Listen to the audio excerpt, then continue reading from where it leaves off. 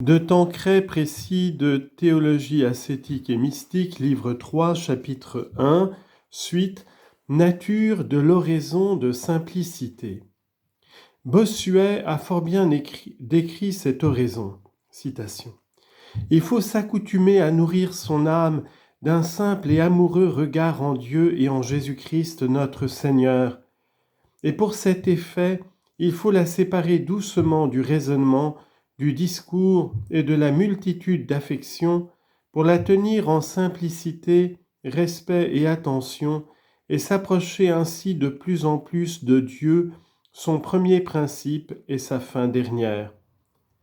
La méditation est fort bonne en son temps et fort utile au commencement de la vie spirituelle, mais il ne faut pas s'y arrêter, puisque l'âme, par sa fidélité à se mortifier et à se recueillir, reçoit pour l'ordinaire une oraison plus pure et plus intime que l'on peut nommer de simplicité, qui consiste dans une simple vue, regard ou attention amoureuse en soi vers quelque objet divin, soit Dieu en lui-même, ou quelques-uns de ses mystères, ou quelque autre vérité chrétienne. L'âme, quittant donc le raisonnement, se sert d'une douce contemplation qui la tient paisible, attentive et susceptible des opérations et impressions divines que le Saint-Esprit lui communique. Elle fait peu et reçoit beaucoup. Son travail est doux et néanmoins plus fructueux, et comme elle approche de plus près de la source de toute lumière, de toute grâce et de toute vertu, on lui en élargit aussi davantage. Fin de citation. Ainsi donc, cette oraison comprend deux actes essentiels, regarder et aimer. Regarder Dieu ou quelque objet divin en vue de l'aimer, et l'aimer pour le mieux regarder. Si l'on compare cette oraison avec la méditation discursive ou affective, on y remarque une triple simplification qui justifie bien l'expression employée par Bossuet. La première simplification, c'est la diminution, puis la suppression des raisonnements qui tenaient une si grande place dans la méditation des débutants. Obligés d'acquérir des convictions profondes, et d'ailleurs peu habitués aux pieuses affections, ils avaient besoin de réfléchir longuement sur les vérités fondamentales de la religion et sur leur rapport avec la vie spirituelle, sur la nature, la nécessité des principales vertus chrétiennes et les moyens de les pratiquer, avant de faire jaillir de leur cœur des sentiments de reconnaissance et d'amour, de contrition, d'humiliation et de fermes propos, des demandes ardentes et prolongées. Mais le moment vient où ces convictions se sont tellement affermies dans l'âme qu'elles font pour ainsi dire partie de notre mentalité habituelle et qu'il suffit de quelques minutes pour les rappeler à l'esprit. Alors jaillissent promptement et facilement les pieuses affections dont nous parlions et l'oraison devient affective. Plus tard, une autre simplification se réalise. Les quelques minutes de réflexion sont remplacées par un regard intuitif de l'intelligence. Nous connaissons sans difficulté et par une sorte d'intuition les premiers principes. Or, quand nous avons longtemps médité sur les vérités fondamentales de la vie spirituelle, elles deviennent pour nous aussi certaines et lumineuses. Elles deviennent pour nous aussi certaines et lumineuses que les premiers principes, et nous les saisissons d'un coup d'œil synthétique avec facilité et complaisance, sans avoir besoin de les analyser d'une façon minutieuse. Ainsi, l'idée de Père appliquée à Dieu, qui au début avait besoin de longues réflexions pour nous livrer son contenu, nous apparaît d'un seul coup d'œil comme si riche, si féconde, que nous nous y arrêtons longuement et avec amour pour en savourer les multiples éléments. Il arrive même parfois que l'âme se contente d'un regard confus sur Dieu ou les choses divines, qui la maintient cependant doucement et affectueusement en la présence de Dieu et la rend de plus en plus docile à l'action du Saint-Esprit. Alors, sans multiplier les actes d'intelligence ou de volonté, elle s'abandonne à Dieu pour exécuter ses ordres. Une simplification analogue s'opère dans les affections. Au début, elles étaient nombreuses, variées et se succédaient avec rapidité. Amour, reconnaissance, joie, compassion, douleur de ses fautes, désir de mieux faire, demande de secours, etc.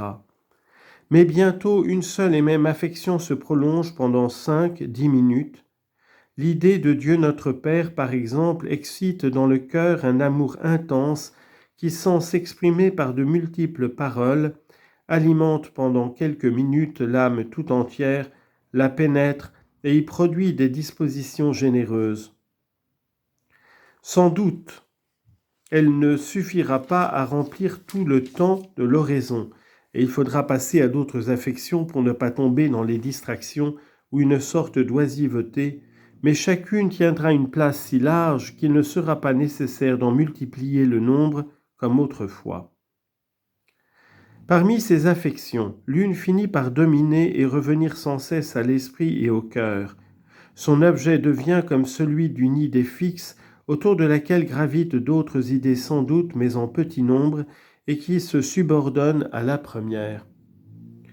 Pour quelques-uns, ce sera la passion de notre Seigneur avec les sentiments d'amour et de sacrifice qu'elle suscite. Il m'a aimé et s'est livré pour moi. Galates chapitre 2 verset 20.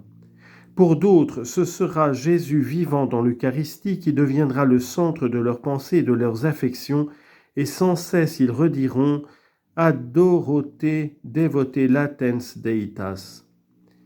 Il en est qui sont saisis par la pensée de Dieu présent dans l'âme et qui ne songent qu'à le glorifier tout le long du jour.